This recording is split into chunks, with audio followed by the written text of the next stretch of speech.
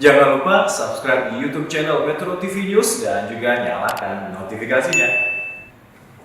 Pemirsa, apa sebenarnya dampak yang paling nyata dari pemakaian plastik di setiap pembagian daging kurban setiap musim Lebaran Idul Adha?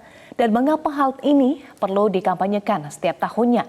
Kita diskusikan dengan Hayu S. Prabowo, Ketua Lembaga Pemulihan Lingkungan Hidup dan Sumber Daya Alam Majelis Ulama Indonesia. Ya, kita sapa terlebih dahulu. Assalamualaikum Pak Hayu, selamat pagi. Waalaikumsalam warahmatullahi wabarakatuh. Baik, salam sehat.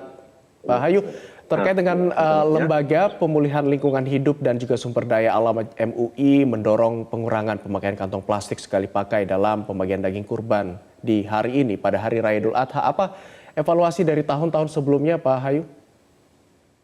Ya, terima kasih. Ya, assalamualaikum warahmatullahi wabarakatuh para pemirsa. Jadi sebenarnya bahwa ini saya kebetulan juga di background saya ini saya menggunakan udah siap nih kita pakai brongsong dan kita pakai daun jati gitu ya untuk untuk kurban kita. Nah, itu memang dari beberapa tahun ini kita sudah kampanye mengenai pengurangan plastik ya. Memang itu tidak mudah karena harus merubah pertama perilaku masyarakat, juga mereka mengerti, juga di masjid sendiri para pengurus masjid ini perlu juga kompak begitu ya. Kadang-kadang ketuanya setuju, yang bawahnya tidak setuju, yang bawahnya ingin, yang ketuanya tidak setuju. Nah, ini memang secara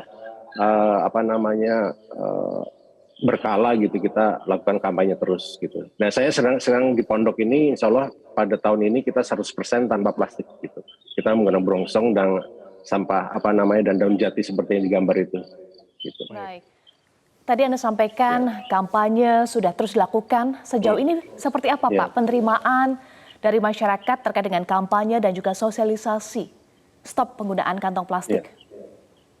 Nah, ini sebenarnya kita sosialisasinya berdasarkan ini ya, fatwa. Kita ada fatwa 47 nomor 2014 yaitu pengelolaan sampah untuk menjaga lingkungan gitu ya. Salah satunya bahwa di dalam fatwa ini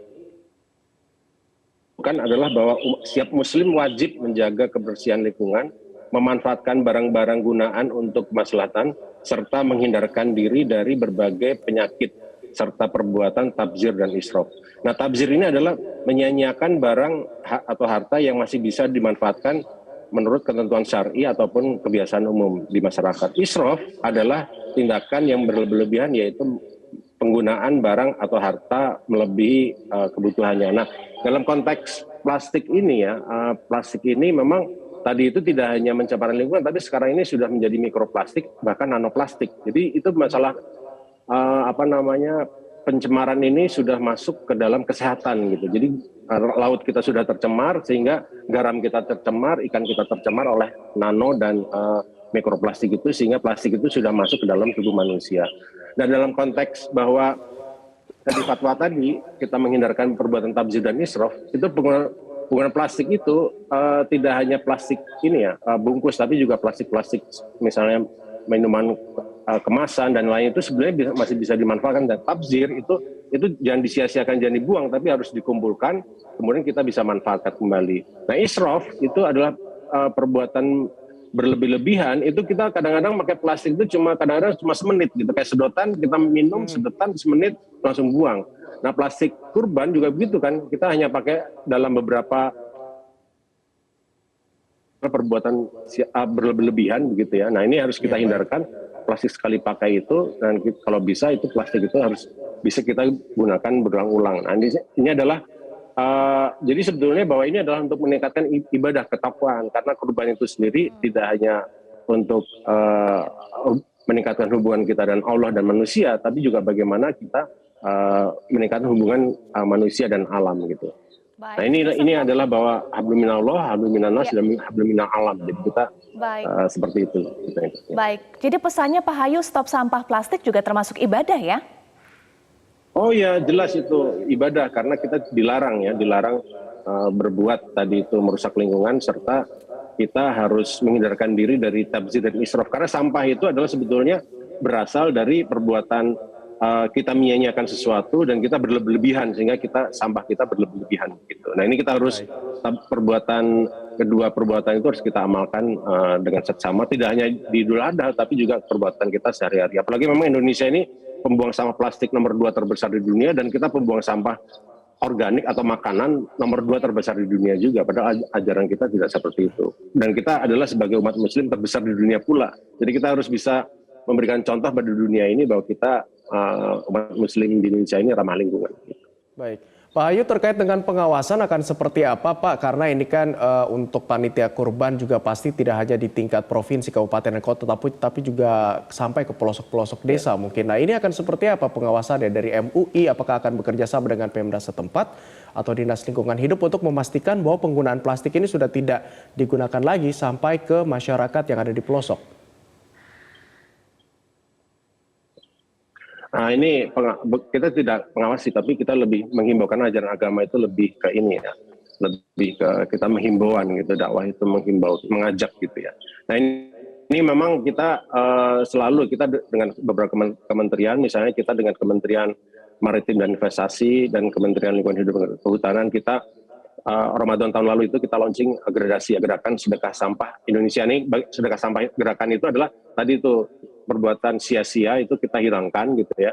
Nah, jadi banyak kegiatan-kegiatan kita dengan masyarakat itu bagaimana plastik ini bisa dihindarkan. Nah ini pengawasan kita tidak awasi, yang mengawasi Allah, kita hanya menghimbau ya, ini adalah bagian ibadah, dan masyarakat diharapkan tahu bahwa kerusakan lingkungan hidup itu adalah intinya adalah akhlak kita ya. Jadi dakwah kita itu hanya bagaimana bisa meningkatkan akhlak, bagaimana meningkatkan pengertian bahwa setiap kehidupannya, setiap gerakan, setiap individu itu diawasi oleh Allah gitu. Jadi ini adalah suatu gerakan moral gitu, moral dan etika, bukan hukum gitu ya, bukan hukum dunia maksudnya, tapi lebih ke hukum akhirat. Gitu.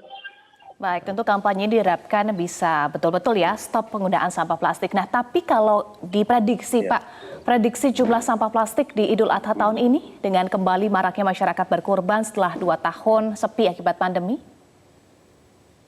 Iya, jadi ini tadi itu seperti disampaikan tadi di video tadi ya, mungkin sekitar 125 juta lembar lebih ya. Dari dihitung dari jumlah sapi dan kambing gitu, dihitung dari KHK itu 125 juta lembar lebih. Nah ini kalau bisa kita kurangi, karena memang di laut kita itu sudah sangat tercemari gitu. Makanya dari Kementerian Maritim dan Investasi itu mendorong penuh bagaimana kita bisa mengurangi plastik-plastik ini. Karena plastik yang dibuang di darat pun itu akan juga terbuang ke laut gitu. Karena tadi mikroplastik terjadi karena plastik itu tergerus air sehingga dia terpotong kecil-kecil sehingga menjadi mikro itu di bawah 100 nanomilimeter. Kalau nanometer ya, nanoplastik itu di bawah 100 nanometer, tapi kalau mikroplastik itu di bawah 5 mm. Nah ini udah masuk ke sungai, masuk ke aliran ke got, ke sungai, kemudian ke laut begitu. Nah, laut kita sudah tercemar, akibatnya apa? Garam-garam kita juga tercemar sama plastik, ikan-ikan kita juga gitu. Nah ini yang sangat membahayakan. Jadi ini perbuatan-perbuatan kemudorotan ini harus dihilangkan gitu. Jadi ini adalah usaha bersama dan kita. Baik, sebetulnya kan kampanye ini, anjuran ini sudah dilakukan ya sejak beberapa tahun terakhir. Nah, bagaimana trennya Pak Hayu? Apakah betul sempat mengalami penurunan dan masyarakat sudah beralih menggunakan wadah yang bisa dipakai berkali-kali atau juga daun seperti yang ada di belakang Bapak? Iya, jadi mohon maaf ini saya juga memang trennya meningkat ya. Saya sendiri merasakan di masjid saya, di masyarakat sekitar saya ini sudah mulai sadar gitu, dan mereka malah sangat bangga gitu ya, masjidnya ini atau pondok pesantren ini bisa mempelopori penggunaan tanpa plastik lagi untuk bungkusnya begitu. Baik, Pak Hayu, terakhir terkait dengan sinergi dengan Dewan Masjid Indonesia terkait dengan penanganan sampah di tempat pelaksanaan sholat Id nantinya dan juga penyembelihan hewan kurban pada Hari Raya Idul Adha sejauh ini seperti apa, Pak Hayu? Ya, jadi memang kita juga menghimbau melalui masjid-masjid ya, melalui terutama ini kita ada beberapa kampanye kita memang berbasis masjid gitu ya, karena kita ingin adalah ini bagian daripada dakwah begitu. Jadi dengan Dewan Masjid Indonesia, kebetulan saya juga pengurus itu, memang kita sangat giat, dan ini kita punya beberapa program gitu ya. Tidak hanya di Indonesia, malah kita keluar negeri gitu, kita mengajak juga Malaysia, Brunei gitu, kita sama-sama sampah ini tidak hanya di Indonesia, tapi kita bersama-sama dengan negara-negara tetangga ASEAN begitu untuk masalah-masalah lingkungan hidup ini. Jadi masalah ini memang kita selalu kampanye dengan kita punya program namanya Eko Masjid ya, Masjid Ramah Lingkungan. Itu adalah memang kita gerakan gitu ya, karena gerakan ini paling bagus itu memang lewat masjid karena dakwah. Jadi masjid bisa juga mendakwahkan secara lisan, juga memberikan contoh.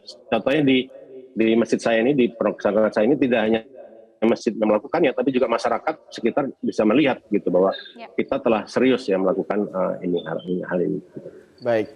Ya, kita harapkan ada kemauan dan juga yang tinggi dari masyarakat untuk kemudian sama-sama menjaga lingkungan. Kalau tadi boleh saya petik sedikit ya dari Pak Hayu mengatakan bahwa tidak hanya hablum minannas, hablum minallah, tapi juga hablum minal alam ya Pak ya. Sama-sama menjaga alam karena alam adalah bagian dari ibadah. Terima kasih betul, Pak Hayu S. Prabowo, Ketua Lembaga Pemulihan Lingkungan Hidup dan Sumber Daya Alam Majelis Ulama Indonesia sudah bergabung bersama kami. Selamat kembali beraktivitas Pak Hayu.